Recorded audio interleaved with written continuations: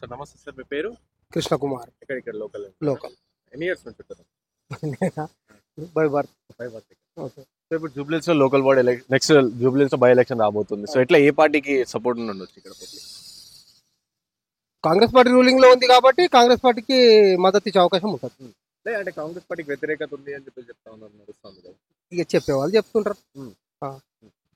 కాంగ్రెస్ ఏ కాన్స్టిట్యున్సీలో అయినా కొద్దిగా వ్యతిరేకత ఉంటది, కొద్దిగా అనుకూలత ఉంటది.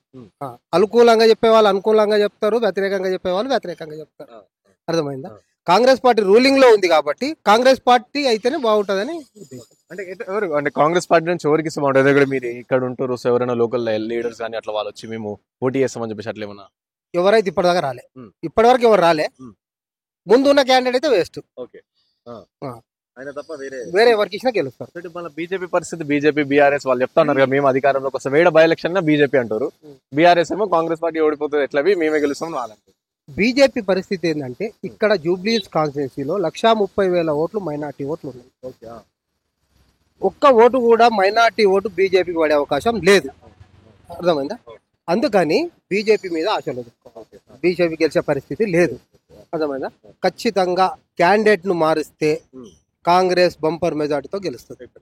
బీఆర్ఎస్ పరిస్థితి, బీఆర్ఎస్ అయిపోయింది, వాళ్ళు ఇంట్లో అనుకోవాల్సింది.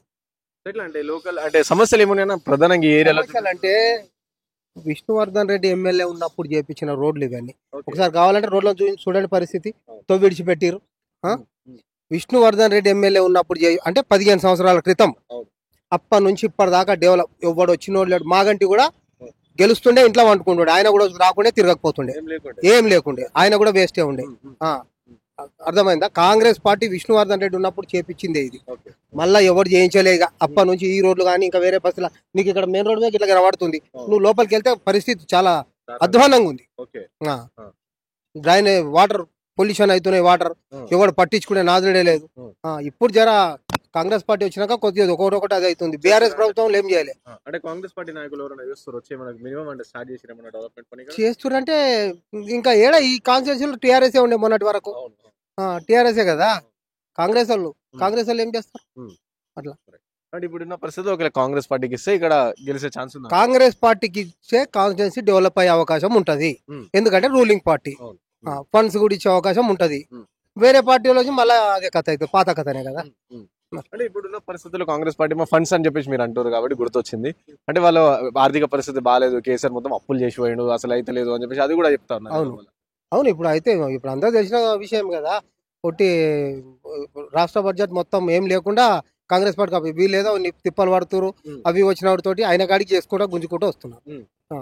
ఇప్పుడు వాళ్ళు కనీసము ఆ మినిస్టర్లు కానీ ఆ సీఎం కానీ ప్రజలతో కలిసే పరిస్థితి కూడా ఉండకపోతుండే. ఇది ప్రజాపాలన. రేవంత్ రెడ్డి మామూలు ప్రజల దగ్గరికి వెళ్ళి మినిస్టర్లు కానీ కార్యకర్త ఎవడు పైన కలుస్తాడు, మాట్లాడతాడు. ఏ సమస్యలు ఉన్నా మనం మినిస్టర్లకు పెట్టుకోవచ్చు. మినిస్టర్ల ఫోన్ నెంబర్లు ఇస్తారు ప్రజలకు. పొన్నం ప్రభాకర్ నిన్న ఒక నెంబర్లో నా నెంబర్ ఇస్తావు, ఏదైనా నాకు ఫోన్ చేయండి అంటున్నాడు. చెప్తున్నాము, గతంలో ఎవడైనా కలిసినాడు, ఎవడైనా కలిసిండా? ఎవరు కలవలే, ఎవరు కలవలే. వాళ్ళకి ఎంతసేపు ఏమొస్తుంది, ఏం దోచుకుందాం అలా కార్యకర్తలకు దోచిపెట్టిర్రు. పబ్లిక్ ఏం చేయలేరు, మొత్తం బీఆర్ఎస్ కార్యకర్తలకు దోచిపెట్టుకోరు. ఇప్పుడు ఇందిరమ్మ ఇండ్లు అని చెప్పేసి అవి చెప్తారు, ఏరియాలో ఏమైనా వచ్చినా ఎవరికైనా శాంక్షన్ అయితే అని చెప్పేసి, ఎందుకంటే అక్కడక్కడ ఊర్లలో చేస్తున్నారు.